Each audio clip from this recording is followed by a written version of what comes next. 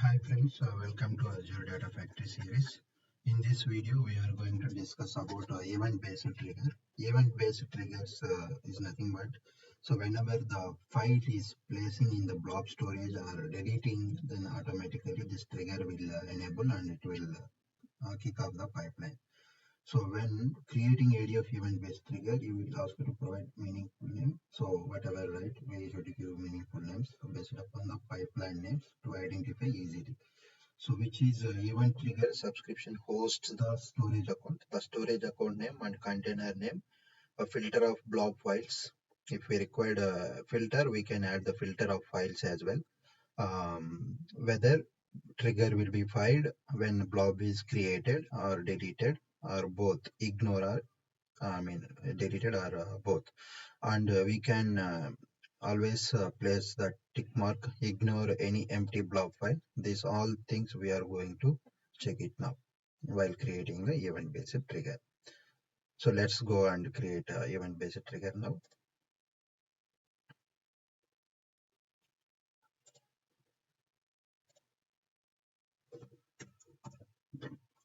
Storage event based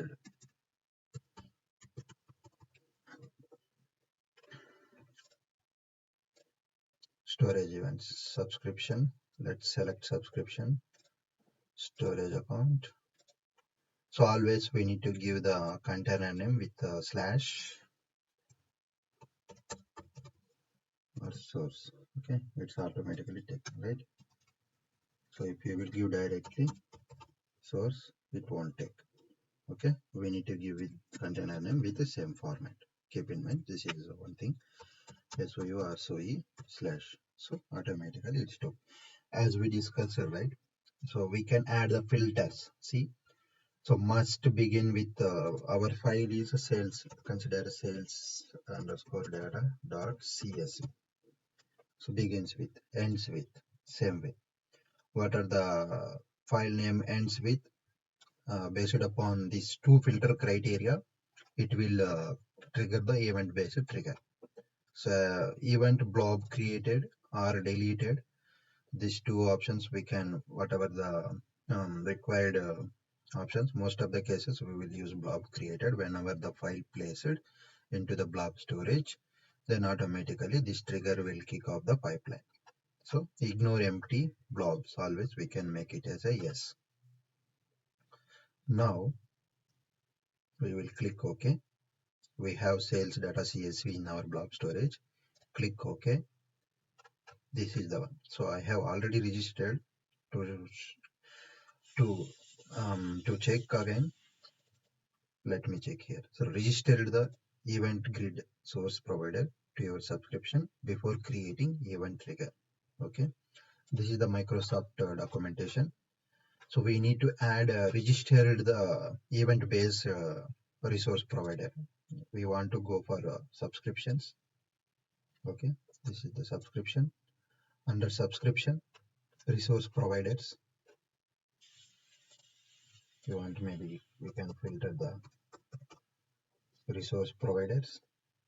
Here search for event. Some of them are already registered, right? Some of them are not registered. Event. So event grid is not registered. Okay, we need to select this and click register. So it will register. Once it is registered, then we can easily create the event based trigger. This is the option we need to register. Make sure if in your case there may be different subscriptions based upon under which subscription you are running your storage account and your data factory details. Go to that subscription and enable this event grid. Registered this event grid, then you can make the create event based triggers in Data Factory. So it's registering.